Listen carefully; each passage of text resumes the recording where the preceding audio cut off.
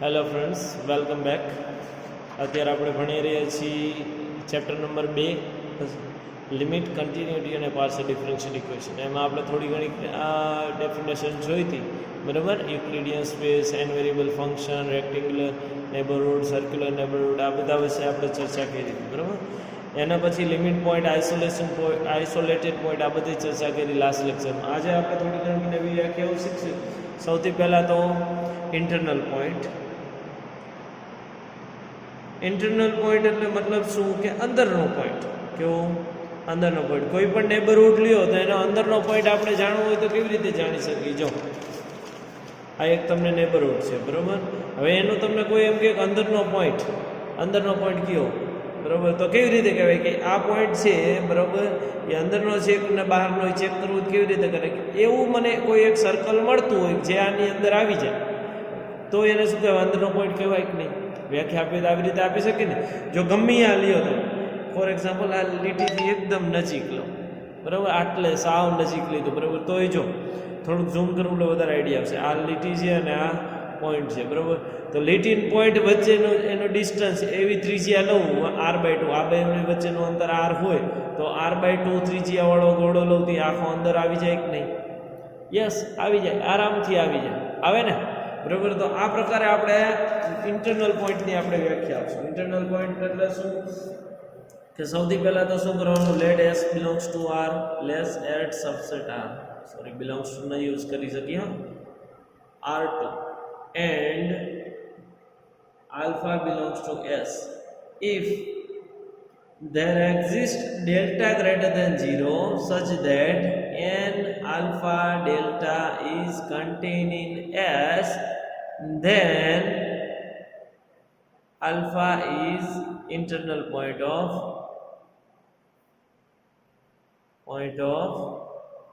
s નો internal point કહેવાય. શું વ્યાખ્યા આપી? જો કે એવો કોઈક મને ત્રિજ્યા મળવી જોઈએ, ડેલ્ટા મળવી જોઈએ, જેના માટે એનું સર્ક્યુલર નેબરહુડ લઉં, એને ડેલ્ટા, એને આલ્ફા ડેલ્ટા, એ આખા કોઈ એસની અંદર આવી જાય તો આને શું કહેવામાં આવે છે?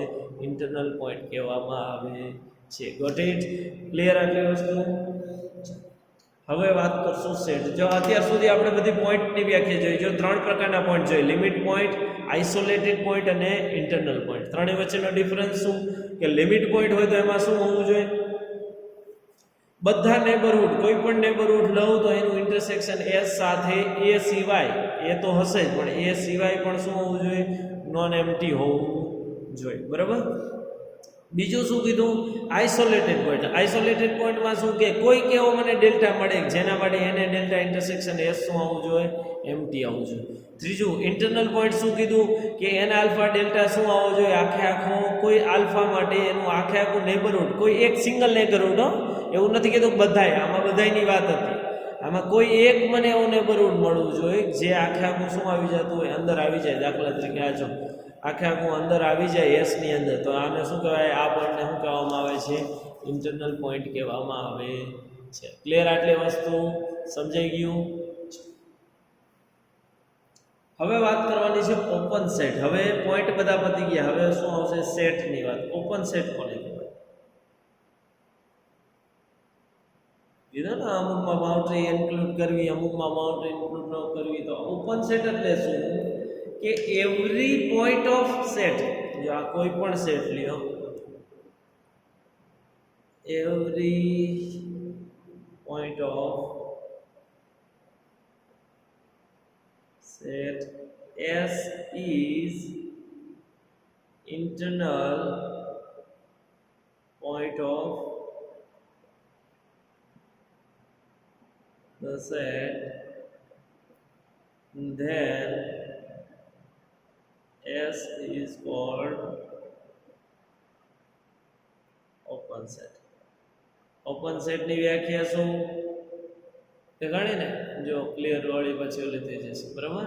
જો તમારે આ લખવામાં સ્ક્રીનશોટ પાડવો તો પાડી દેજો, બાકી બધું બુકમાં પણ આપેલું જ છે, બરાબર. સમજાણું? શું કીધું મેં કે એવરી પોઈન્ટ ઓફ સેટ, તમે કોઈ પણ ગણ લ્યો, દાખલા તરીકે આપણે ગમે હોય એક સર્કલ લઈ લ્યો એટલે તમને બધી વસ્તુ સમજાય છે. આ ગણ લીધું બરાબર. હવે ગણનો કોઈ પણ પોઈન્ટ લ્યો તો એ શું થવો જોઈએ? ઓપન. એ શું થવો જોઈએ? ઇન્ટરનલ પોઈન્ટ થવો જે કોઈ પણ પોઈન્ટ. તો ચાલો અહીંયા લીધો તો શું થયું? જો આખે આખું અંદર આવી ગયું ને. હા, તો આ ઇન્ટરનલ પોઈન્ટ છે. અહીંયા લઉં તો અંદર. પણ જો આ બાઉન્ડ્રી હોય તો બાઉન્ડ્રી ઉપર મેં પોઈન્ટ લીધો. ચાલો તો બાઉન્ડ્રી ઉપર હું ગમે એવડું સર્કલ લઉં તો હંમેશા જે આ બાઉન્ડ્રીની બહારનો ભાગ રહ્યો, આ ભાગ જે મેં ડાર્ક કર્યો, એ જો એસની અંદર આવશે ના, એસની અંદર આવવાનો નથી ક્યારેય. તો આ બાઉન્ડ્રી વાળો પોઈન્ટ કોઈ દિવસ ઇન્ટરનલ પોઈન્ટ થાય નહીં. એટલે કે શું કે ઓપન સેટ તમે લેતા હોય, ઓપન સેટની વ્યાખ્યા તો એમ કે છે કે બધા પોઈન્ટ એના શું હોવો જોઈએ? ઇન્ટરનલ પોઈન્ટ હોવો જોઈએ. પણ જો તમે બાઉન્ડ્રી વાળા સેટ લ્યો તો એમાં કોઈ દિવસ એ ઇન્ટરનલ પોઈન્ટ થશે નહીં. મતલબ શું કે ઓપન સેટ તમે લ્યો તો એમાં બાઉન્ડ્રી નહીં હોય. હંમેશા શું આવું લેવું પડશે? તૂટક રેખાવાળો જ ગણ લેવો પડશે, કેમ કે એમાં બાઉન્ડ્રી એને ઇન્ક્લુડ કરવી પડે નહીં. ઇન્ક્લુડ કરો તો એ ઓપન સેટ થાય નહીં. ક્લિયર? આટલી વસ્તુ. ઓપન સેટની વ્યાખ્યા શું કે સેટના બધા પોઈન્ટ શું આવવા જોઈએ? ઇન્ટરનલ પોઈન્ટ હોવા જોઈએ. જો આ સેટના બધા પોઈન્ટ ઇન્ટરનલ પોઈન્ટ થાય, કેમ કે અંદરનું ગમે લો શું થાય? સર્કલ મળશે ને મળશે, બરોબર. પણ જો બાઉન્ડ્રી ઉપર એક પણ પોઈન્ટ મેં લીધો તો એ સર્કલ થવાનો નથી. ક્લિયર? સમજાણું ઓપન સેટ શું છે? ચાલો હવે આગળ વધી. ઓપન સેટ પછી આવશે ઓપન. ઓપન એટલે ખુલ્લો, તો બંધ તો એ આવવો જોઈએ ને. Close set. ક્લોઝ સેટ જો આ કોને રિલેટેડ હતું? ઇન્ટરનલ પોઈન્ટના રિલેટેડ હતી ઓપન સેટની વ્યાખ્યા. તો એવી જ રીતે ક્લોઝ સેટ કોને રિલેટેડ છે? લિમિટ પોઈન્ટ સાથે રિલેટેડ છે. લિમિટ પોઈન્ટમાં શું હોય એના રિલેટેડ છે, બરોબર. If every point of set is limit point of S, every limit point, બીજી રીતે વ્યાખ્યા આપી, every limit point of the set S is in S, then S is called, S ને શું કહેવામાં આવે છે? Close set. Closed set. શું કીધી વ્યાખ્યા? જો S ના જેટલા પણ લિમિટ પોઈન્ટ મળતા હોય, શું મળતા હોય? S ના જેટલા પણ, every limit point of S જેટલા પણ હોય એ બધા શું આવવા જોઈએ? S ની અંદર આવવા જોઈએ. અહીંયા શું હતું? Every point. અહીંયા આવડું છે હો. અહીંયા S ના બધાય પોઈન્ટ શું હોવા જોઈએ? ઇન્ટિરિયર પોઈન્ટ હોવા જોઈએ. અહીંયા શું છે કે કોઈ પણ લિમિટ પોઈન્ટ હોય તો એ હંમેશા સેટની અંદર આવવો જોઈએ. તો આવાને શું કહેવામાં આવે છે? આવા સેટને શું કહેવામાં આવે? ક્લોઝ સેટ કહેવામાં આવે છે. હવે જો આ ઓપન સેટ વાળો જ એક્ઝામ્પલ લો, જો આ ડોટેડ વાળો, બરોબર. તો આ બાઉન્ડ્રી ઉપર મેં એક પોઈન્ટ લીધો. ચાલો બાઉન્ડ્રી પોઈન્ટ લઉં તો એ શું થાય જોવો છે? એનું ઇન્ટરસેક્શન વિથ S. આખે આખો S છે. S સાથે ઇન્ટરસેક્શન શું આવે? નોન એમ્પ્ટી આવે, કેમ કે જો અંદરનો ભાગ બધો બેયના ઇન્ટરસેક્શનમાં છેદગણમાં છે. તો આ બાઉન્ડ્રી વાળો પોઈન્ટ શું થશે? આનો લિમિટ પોઈન્ટ થશે S નો. હા થાય, પણ જોવો જોઈએ S માં લિમિટ બાઉન્ડ્રી છે? ના, નથી. બાઉન્ડ્રી S ની અંદર મેં લીધી નથી. બાઉન્ડ્રી વિનાનો મેં ગણ લીધો હતો. એટલે કે તો ઓપન સેટ ક્યારેય ક્લોઝ થાય? એ ઓપન નેવર બી, ઓપન ને ક્લોઝ ક્યારેય એક સરખા થશે નહીં. કેમ કે જો બાઉન્ડ્રી વિના ન લઉં તો જ એ ઓપન થવાનો, અને બાઉન્ડ્રી વિના ન લઉં તો એ ક્લોઝ થશે નહીં. ને જો ક્લોઝ કરવું હોય તો ફરજિયાત બાઉન્ડ્રી શું આવવી જોઈએ? સેટની અંદર આવી જોઈએ. જો બાઉન્ડ્રી સેટની અંદર આવતી હોય તો આપણે અહીંયા વાત કરી કે તો એ ઓપન થવાનો નથી. મતલબ ઓપન અને ક્લોઝ એક સાથે થશે નહીં. સમજાણું? આટલી વસ્તુ ક્લિયર થઈ. ઓપન સેટમાં શું હોવું જોઈએ? બધા એના પોઈન્ટ્સ, ઇન્ટિરિયર પોઈન્ટ ક્યાં આવી જવો જોઈએ? એની અંદર. ક્લોઝ સેટમાં શું હોવું જોઈએ? બધા લિમિટ પોઈન્ટ શું આવવા જોઈએ? સેટની અંદર હોવા જોઈએ. તો એને શું કહેવાય? ક્લોઝ સેટ કહેવાય. ક્લિયર આટલી વસ્તુ? સમજાણું? ચાલો હવે વાત કરવાની છે કનેક્ટેડ સેટ. નહીં, એના પહેલા એક કામ કરી. કનેક્ટેડ સેટ ચાલો હલાવી ચાલો. Connected set. કનેક્ટેડ સેટ મતલબ શું? જોડાયેલા. કનેક્ટેડ સેટ એવો સેટ કે જેની આની વ્યાખ્યા બરોબર લખાવતો નથી બુકમાં છે. જો આ એક વાત કરું, આ એક સર્કલ છે, બરોબર. આ એક આખો S તરીકે મેં આખો આ રિજિયન લીધો, બરોબર. S ના તમે ગમે એ બે પોઈન્ટ લ્યો, બે વચ્ચે તમને સીધી રેખા મળી કે નહીં? ચાલો એક પોઈન્ટ આયા લ્યો, એક પોઈન્ટ આયા લ્યો અને ત્રીજો પોઈન્ટ આયા લ્યો, તો ત્રણેય વચ્ચે સીધી રેખા ન મળે. પણ જો એક આયા અને એક આયા ગણી શકાય એટલી તો સીધી રેખાઓ મળે કે નહીં? દુનિયા કોઈ પણ બે પોઈન્ટ પાછળ જો હવે આ વાત કરું છું, આ પ્રકારનો એક ગણ લો ચાલો, એટલે વધારે આઈડિયા છે. હવે એક પોઈન્ટ અહીંયા લો, બીજો પોઈન્ટ અહીંયા લો, તો જો આ બંને વચ્ચે હું રેખા જોડું તો એ આખી એસ તરીકે મેં હું લીધો એ આજે આ રેડ પેનથી કર્યો ને એ આપણો એસ છે. તો જો આ બંને પોઈન્ટ એસના મેં બે પોઈન્ટ લીધા, બંનેને જોડતી રેખા એ જો સેટની અંદર છે નહીં. જ્યારે આ બધામાં શું થતી હતી? અંદર થતી હતી. પણ જો અહીંયા હું આવી રીતે લખી શકું કે નહીં? એક રેખા આમ, બીજી રેખા આમ કરી શકાય કે નહીં? કરી શકાય ને? તો વ્યાખ્યા આવી બને છે કનેક્ટેડ સેટની, જોડાયેલો. જો આના બધા બિંદુ એકાબીજા સાથે જોડાયેલા છે, લાલ કલરનો એરિયા રહ્યોની હા જોડાયેલા છે. તો વ્યાખ્યા આવી રીતે બને કે સેટના કોઈ પણ બે પોઈન્ટ વચ્ચે તમને finite number of line segment મળે કે જેથી તમે એ બંનેને શું કરી શકો? જોડી શકો એકાબીજા સાથે. તો એવા ગણને શું કહેવામાં આવે છે? કનેક્ટેડ સેટ કહેવામાં આવે છે. જે લાઇન સેગમેન્ટ લીધા એ ફરજિયાત શું આવવો જોઈએ? સેટની અંદર જ આવવા જોઈએ. આ લાઇન સેગમેન્ટ ચાલે નહીં, બહાર રહી હોય. બરાબર? આ શું થયું? Connected set.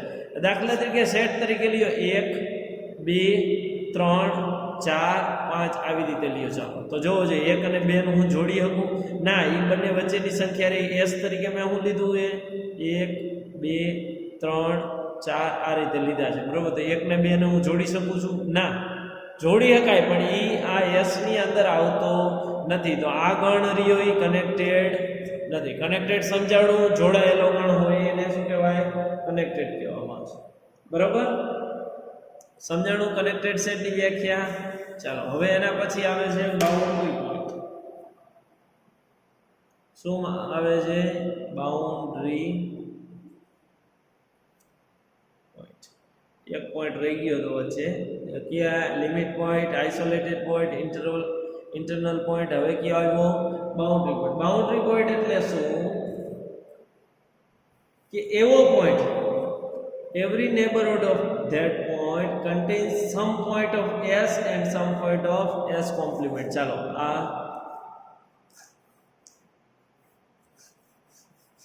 આ કોઈ છે બરાબર સમતલ, એની ઉપર મેં આ ગણ લીધો. ચાલો હવે આની બાઉન્ડ્રી વાળા પોઈન્ટ કોણ થાય? આ બધા બાઉન્ડ્રી વાળા છે.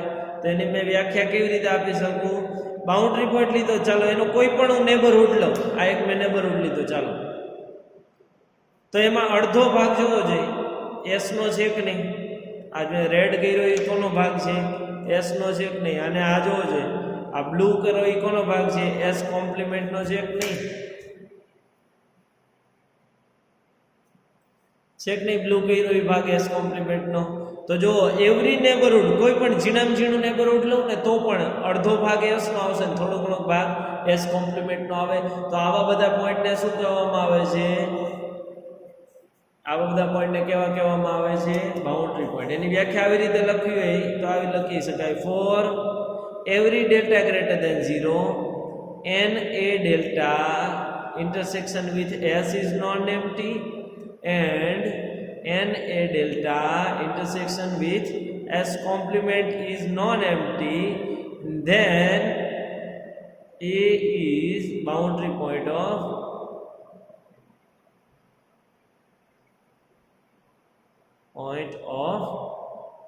કોનો બાઉન્ડ્રી પોઈન્ટ કહેવામાં આવે છે? એસ નો બાઉન્ડ્રી પોઈન્ટ કહેવામાં આવે છે. ક્લિયર?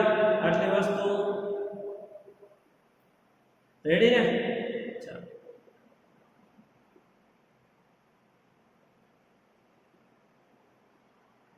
હવે વાત કરવાની છે આપણે limit of two variable function. રિજિયનની વાત આપણે નથી કરતા, એ જ્યાં જરૂર પડશે આપણે લેશું. બરાબર? ચાલો હવે વાત કરવાની છે limit of two variable function.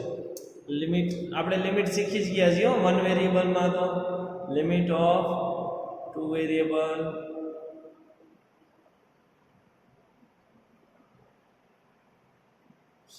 એટલે એનો મતલબ શું થાય કે એફ વિધેય લેવાનું. ક્યાંથી લેવાનું? એફ ફ્રોમ એસ એસ પાછું કોનો સબસેટ હોવો જોઈએ? R2 નો. જો આપણે કાલે વ્યાખ્યા જોઈ હતી, યાદ હોય તો કાલે વ્યાખ્યા જોઈ હતી શું કે Rn n વેરિયેબલનો હોય વિધેય, તો એમાં જે ડોમેન હોય ને એ કોનો સબસેટ હોવો જોઈએ? Rn નો સબસેટ હોવો જોઈએ. તો અહીંયા શું છે? S છે, તો S કોનો સબસેટ છે? R2 નો. અહીંયાથી R સુધીનું રિયલ વેલ્યુડ ફંક્શન છે, એટલે R સુધી એનો સહપ્રદેશ, હા કોડો, બરોબર. તો એના માટે શું થાય?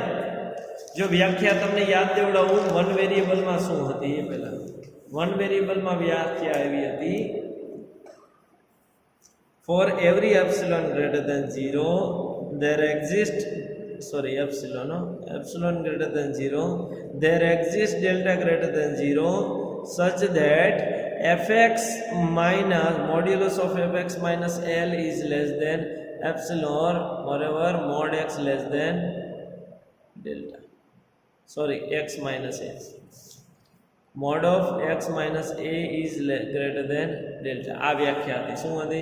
each epsilon greater than 0 there exists delta greater than 0 such that fx minus L is less than epsilon whenever mod x minus a is less than delta,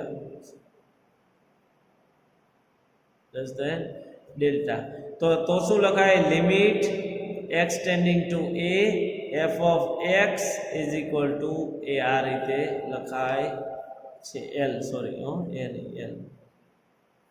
સમજાણું? આ શું હતી? વન વેરિયેબલની વ્યાખ્યા હતી. તો અહીંયા સેમ કોન્સેપ્ટ અહીંયા એ ચાલશે. જો અહીંયા હું એના એટલા માટે રાખું છું, બરાબર.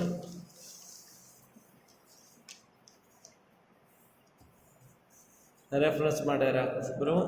For each epsilon greater than 0 for every epsilon greater than 0 there exists delta greater than 0. તમને એક ડેલ્ટા એવો મળવો જોઈએ જેથી શું થાય? such that modulus of fx હતું ને, અહીંયા આ બે વેરિયેબલનું છે, તો શું આવશે? xy minus L, એ L તો એમનામ આવશે, લેસ ધેન એપ્સિલોન whenever, ક્યારે આ બધું થવું જોઈએ? whenever. જો અહીંયા એક જ શરત હતી, x minus a less than delta, તો અહીંયા શું છે? ટુ વેરિયેબલ છે, તો અહીંયા બે શરત હોય છે. શું? whenever x minus a modulus of x minus delta and modulus of y minus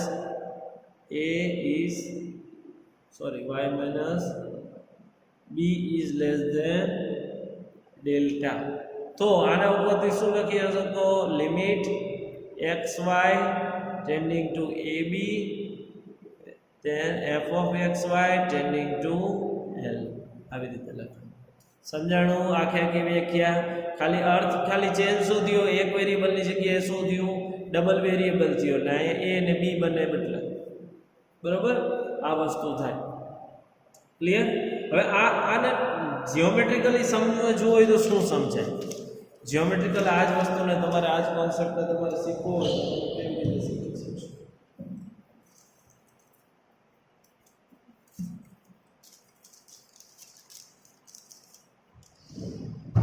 તમને સમજાવ જીઓમેટ્રિકલ પેજ તો ગોતું પડે ને બાય, થોડું સમજાય છે. વ્યવસ્થિત સારું દેખાય એવું એકાદી રાખી, એકાદી રફવાળું રાખી. જો થોડું ઘણું ક્લિયર તમને દેખાય એટલા માટે આમ કરી, બરાબર. આ એક પ્લેન છે, આ બિંદુ એ બી છે. શું છે? એ બી, બરાબર. તમે આને ઓલું ન કરી શકો કે વિધેય તમે એ બીથી ક્યાંય બીજે તમે લઈ ન જઈ શકો, પણ હું આપણે ટ્રાય કરી છે કે અહીંયાથી આ વિધેય ક્યાં જાય છે? રિયલ લાઈન ઉપર જાય. આ શું એનો પ્રદેશ છે? હા, ડોમેન. આ શું છે? એનો કોડોમેન, બરાબર. કોડોમેન ઉપર પણ વિધેય હાલતું હશે. કેમ? જો એ બી બદલાય, એક્સ વાય જેવી રીતે બદલાય એ પ્રમાણે શું થાય છે? આરમાં એની સંખ્યા બદલાતી જાય છે. ક્લિયર? તો જો હવે અહીંયા તમે એક્સ વાય, સર તમે અહીંયાથી એક્સ વાય શું કરો? તમે જેમ એ બીની નજીક જતા જાઓ, શું જતા જાઓ? એક્સ વાય ગમે એ બાજુથી, આ બાજુથી ગમે કોઈ પણ સાઈડથી તમે એ બીની નજીક તમે શું થતા હોય? પહોંચતો હોય, ગમે એ રીતે ગોતતા હોય તો સામે એની ઇમેજ ક્યાં તરફ જાય છે? અહીંયા એલ હોય તો સામે એની ઇમેજ એફની ઇમેજ ક્યાં જાય છે? આ બાજુ એલ તરફ ગતિ કરે છે. શું થાય? સામે એલ તરફ ગતિ કરે છે. આ વાત છે આખા કોન્સેપ્ટ, બરાબર. આખી વ્યાખ્યા એવું કહેવા માંગે છે. સમજાણું? ક્લિયર? એક્સ માઇનસ એ એટલે કે જે આ ડેલ્ટા કરતાં નાનો ભાગ, તમે વધારે કન્ફ્યુઝ થશો. અત્યારે આપણે એટલું સમજી રાખો કે જેમાં આની નજીક જાય એ પ્રમાણે એના વિધેયનો સામેનો જવાબ આવતો. અત્યાર સુધી આપણે કેવું કરતા હતા? આવું જોતા. જો એફ અહીંયાથી અહીંનું વિધેય હોય, બરાબર, તો અહીંયા બે બિંદુ હોય, એ બી સી આ પ્રકારના બિંદુ હોય તો શું થાય? ને અહીંયા એનો કોડોમેન. તો આ બધા એકાબીજા સાથે જોડવાનું કામ કરતા હતા આપણે, બરાબર ને? એવી જ રીતે હવે આ ટુ ડાયમેન્શન, વન ડાયમેન્શનની વાત હતી કે અહીંયા આર છે વાસ્તવિક સંખ્યા, અહીંયા પણ આર છે, પણ હવે અહીંયા વન ડાયમેન્શન નથી. અહીંયા શું છે? આર ગુણ્યા આર છે. એટલે આને આની સાથે જોડવાનું છે. ક્લિયર? એટલે આમાં શું થાય? જેમ એ બીની નજીક તમે જાતા જાઓ એ પ્રમાણે શું થશે? અહીંયા ઇમેજ ક્યાં જતી જશે? એને એલની નજીક જશે. ક્લિયર? આટલી વસ્તુ સમજાણી? રેડી છે? આ જ હતી કન્ટિન્યુટીની લિમિટની ડેફિનેશન. રેડી? હવે આપણે થોડી ઘણી વ્યાખ્યાઓ આપણે એના એક બે એક્ઝામ્પલ જોશું કે લિમિટ કેવી રીતે શોધવી, બરાબર. પહેલાં હું એક પેજ ચેન્જ કરી લઉં. જો શું તમને કીધું છે એક્ઝામ્પલ નંબર 1 માં કે યુઝિંગ ડેફિનેશન ઓફ લિમિટની વ્યાખ્યાનો ઉપયોગ કરીને આપણે શું કરવાનું? સાબિત કરવાનું છે કે એક્સ વાય 1 2 તરફ જાય ત્યારે એક્સ ગુણ્યા વાય ક્યાં જાય છે? 2 તરફ જાય છે. આ વસ્તુ સાબિત કરવાનું. પણ કેના થ્રુ? એપ્સિલોન. આપણે શું કરવાનું? વ્યાખ્યા ઉપરથી આપણે સાબિત કરવાનું છે. તો કેવી રીતે કરશું? જો વ્યાખ્યા શું કહેતી હતી યાદ રાખો.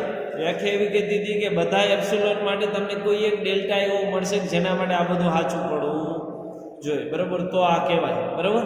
અહીંયા એલ ની જગ્યાએ શું છે? 2 છે, બરાબર ને? આપણે વ્યાખ્યામાં તમે મૂકી જુઓ. ચાલો અહીંયા મૂકો તો શું થશે? મોડ્યુલસ ઓફ, રેડ પેનથી લખો તો કંઈક અલગ પડે. Modulus of f of x y minus એલની જગ્યાએ કેટલા આવશે? 2 ઇઝ લેસ દેન શું થવું જોઈએ? એપ્સિલોન. ક્યારે? વેનેવરનો મતલબ ક્યારે આવું થવું જોઈએ? કે x minus 2 less than delta હોય અને વાય માઇનસ 3 લેસ દેન શું હોય? ડેલ્ટા હોય ત્યારે. કીધું ને? સોરી, 1 ને 2 છે હો. એટલે x minus 1 is less than delta અને y minus 2 is less than delta હોય ત્યારે આ વસ્તુ થવી જોઈએ. તો ચાલો હવે આપણે કરશું એક એક્ઝામ્પલ જોવો કેવી રીતે સાબિત કરવું એ, બરાબર. પ્રૂવ કીધું એટલે સાબિત જ કરવાનું. તો સૌથી પહેલાં તો કોઈ પણ ડેલ્ટા માટે આ વસ્તુ સાચી પડવી જોઈએ. કેના માટે? કોઈ પણ ડેલ્ટા માટે આ વસ્તુ સાચી પડવી જોઈએ. તો ફોર સપોઝ, ચાલો અહીંયાથી કરવાનું. સપોઝ નહીં, let epsilon greater than 0. Epsilon greater than 0 આપણે કોઈ પણ એપ્સિલોન ગ્રેટર દેન 0 લીધો, બરાબર. મારે શું જોઈએ છે? X minus 1 less than delta જોઈએ છે. X minus 1 less than delta હોય અને y minus 2 less than delta હોય ત્યારે આ થવું જોઈએ. એ આપણે લેવાનું છે, બરાબર. સપોઝ અહીંયા સપોઝ યુઝ કરો. Suppose x minus 1 is less than delta and y minus 2 is less than delta for some delta greater than 0. આપણે ડેલ્ટા શોધવાનું છે. ડેલ્ટા આપેલો નથી. ચાલો આના ઉપરથી શું કહી શકો? તમને શું મળી શકે કે x minus 1 is less than delta less than minus delta. એના ઉપરથી શું આવે? 1 minus delta less than x 1 plus delta. Similarly અહીંયા પણ આવશે શું? 2 minus delta less than y less than 2 plus delta. આ વસ્તુ તમને મળી. મારે કરવાનો શું છે? x અને y નો ગુણાકાર. શું કરવાનું છે? x અને y નો ગુણાકાર. તો આને એક આ નામ આપો, આને આપો 2 નામ. તો from 1 and 2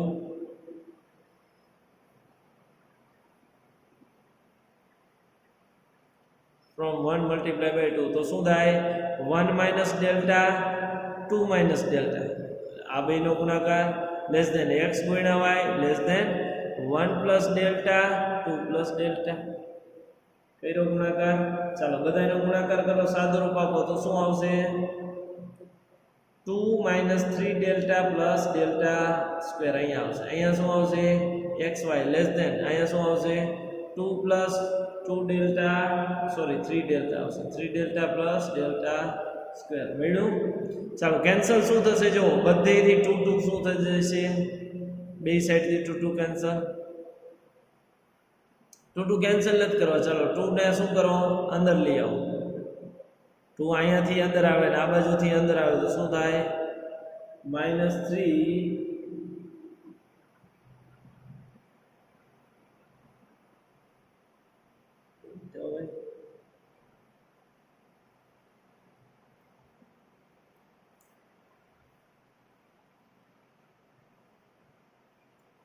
ડેલ્ટા સ્ક્વેર હું શું કરી નાખું કેન્સલ કરી નાખું બરાબર. બંને સાઈડ ડેલ્ટા સ્ક્વેર હે ને બંને ધન કિંમતો છે બરાબર ઉડાડી શકાય. 2 ને હું શું કરું અંદર લઈ જાઉં તો -3 delta less than x y આ 2 અંદર જાય તો શું થશે -2 બે સાઈડથી બે સાઈડથી અંદર લઈ ગયા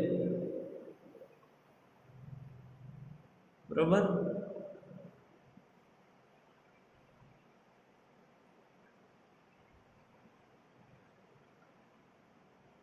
લેસ દેન 3 ડેલ્ટા તેથી શું મળે જો હવે આ માનાંકની વ્યાખ્યા જેવું છે કે નહીં. જો અહીંયા શું કર્યું તો x 1 plus delta 1 minus delta હોય તો શું થઈ ગયું લેસ દેન ડેલ્ટા ઓલું કરી ગયા. અહીંયા શું લખીએ કાંઈ એક્સ વાય માઇનસ 2 નો મોડ શું થશે 3 ડેલ્ટા કરતાં નાનો થશે કે નહીં એટલે જો હવે અહીંયા મારે શું જોતું હતું જો લિમિટની વ્યાખ્યામાં જો એફ ઓફ એક્સ વાય શું છે અહીંયા એક્સ વાય છે x y minus 2 is less than epsilon માર જોતું ને આવ્યું શું 3 ડેલ્ટા. તો હું શું કહી શકું tech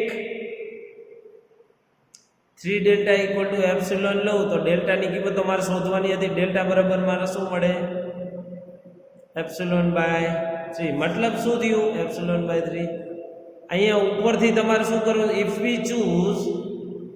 V choose delta equal to epsilon by 3 then we get our result.